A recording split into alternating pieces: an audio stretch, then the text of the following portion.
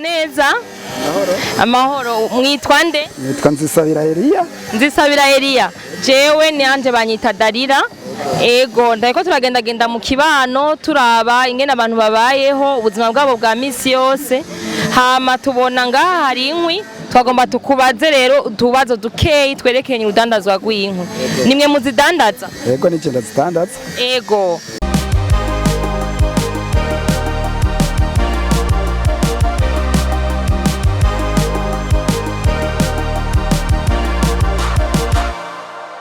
None izi nkwi mwatanguye kuzidandaza kuva ryari? Izi nkwi haraheze nk'ikintu c'amezi ashika 8 ndazidandaza. Ego muzidandaza ngaha aha bahita nde? Aha ni ku kiraro ca Kanyosha niko bahita kwibombo ngaha ku kiraro. Ku kiraro ca Kanyosha. None izi nkwi ni bande bazigura?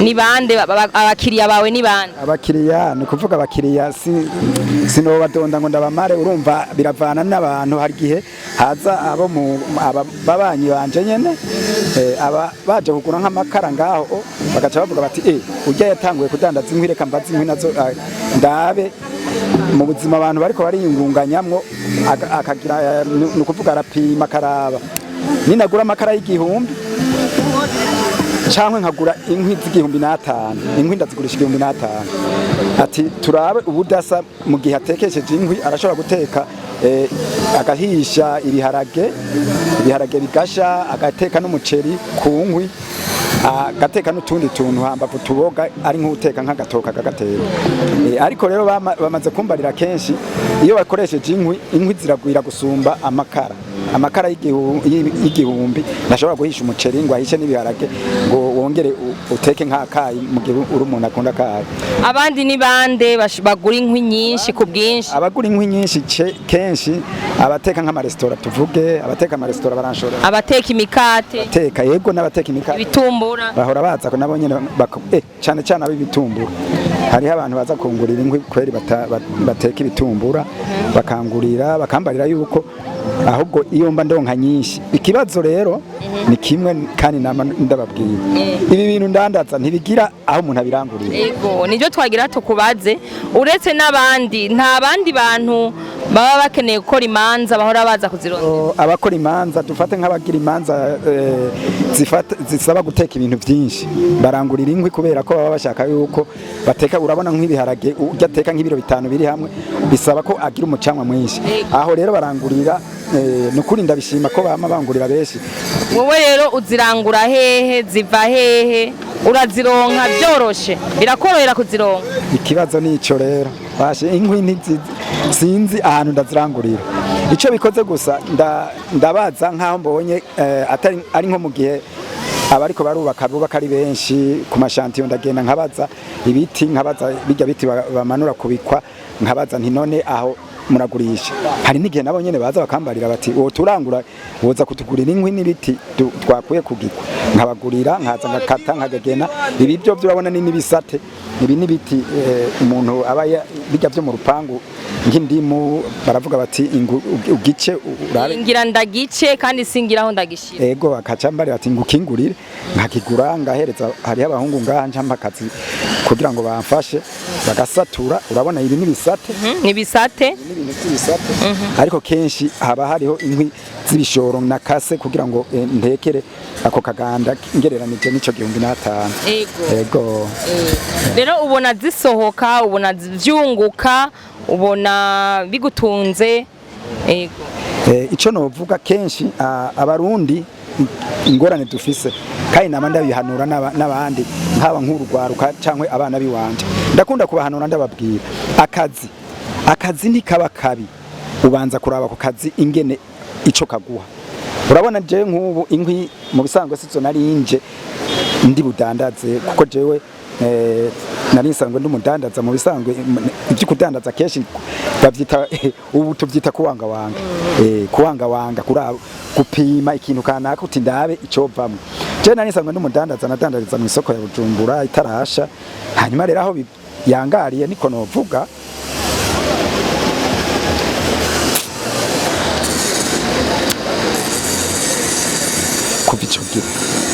naciye ntangura kugira kwiyumvira ingene no kwingunganya ubu rero inkwi natanguye kuzidandaza ntagira aho ndazirangurira mugabo umuntu umwe araza arambariye ati inkwi wozindangura ukazishyira ngaho aho ntanguriye kuzirangura ndabona birimo akarusho uti akarusho ni gute jewe ndazicana no muhira ndazicanisha ninzo nawe we ukoresha ndazicanisha hanyuma iyo ndaziranguye no kuvuga ndiranguye nk'inkwi z'ibihumbi 30 cyangwa 50 hari gihe nshobora kuronka ko akanyungu ngasanga ndarose ko nk'ibihumbi bingahe ndose abantu rero nkunda kubwira jewe nk'ibitangura urumva ko ntari ndabitanguye nibaza ko inkwi zizovamo akamaro sinidoga kuko n'abana ndabigisha abana bariga ku ishure bose kuko ndagerageza nkaronkamwo ikibafasha. Murakoze rero kuba mutubwiye ko urudandazwa rw'inkwi rushoboka mu kibano kandi abazirondera ari benshi.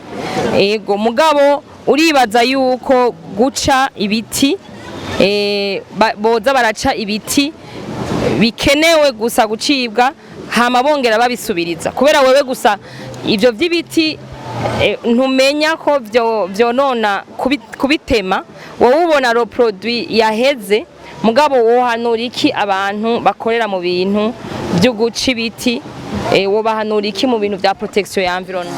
Ikintu cyambere nahanura nka jewe ndabona inkwi bazicana ari nyinshi cyane mu gihe rero abantu bacana inkwi ari nyinshi ico mbona no hanura abantu jewe mu byo ngura ibiti bishaje ni kuvuga nka bijya bintu nka zijya ndimu zumye mu rugo bashaka gukuraho ndagenda ngacamvuga ico giti c'indimu ndakigugurira aba rero uvuze ku kijanye n'ingene environnement mu buryo bw'ingene abantu batoca ibiti nta muntu akunda igihugu cankwe nkuko je niyumvira kuko je ndakuze mfise imyaka 63 urumva no hanura abantu ndiko ndabona ingorane turiko turagira ahanini ziva ku buryo twagiye turabikora nabi urumva abantu babariye uti ibiti bifise akamaro kanini ntavyamenya we babona cugamamwe akabona ntazi ngo akandi kamaro nukuvuga igihe ibiti byo babiheze ndabonamwe ingorane ndahanura abantu rero ko ata muntu yovuga ngo kubera mbona ko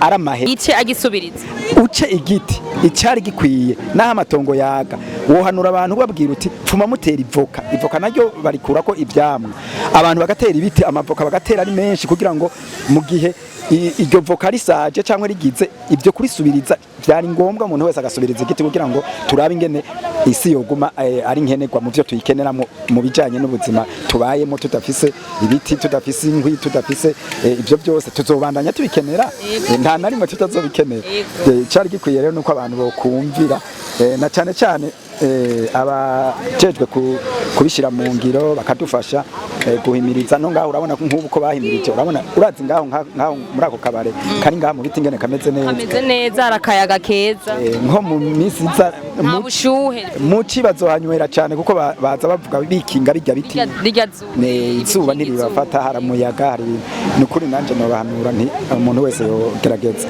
Yego murakoze kuduha ikiganiro n'umwanya wanyu Imana ibahezagira kugira ngo mubandanye mukora umurimo wa misi yose umurimo uhezagiye umurimo mukoresha amaboko kandi atawe muri ko muragira nabi Imana izobahezagira kuko niko byanditse. Nukuri niko bimeze nanje kandi igituma ndanabishima nubu urabona nk'ubu niyingunganya hari habona je mpakaze none nk'ubu nguriye ibiti hariya mukinanira truwa nca ntora abakozi ngaha nkaja kuba bakikorera nkabahemba kugira ngo nanje ndonke ico noronkako nabo bakaba bahakuye uwo mpemvye 3 cyangwa 2 akaba aronse ko agafu niko bimeze. Sawa Mutama Elia murakoze mahoro abane namwe.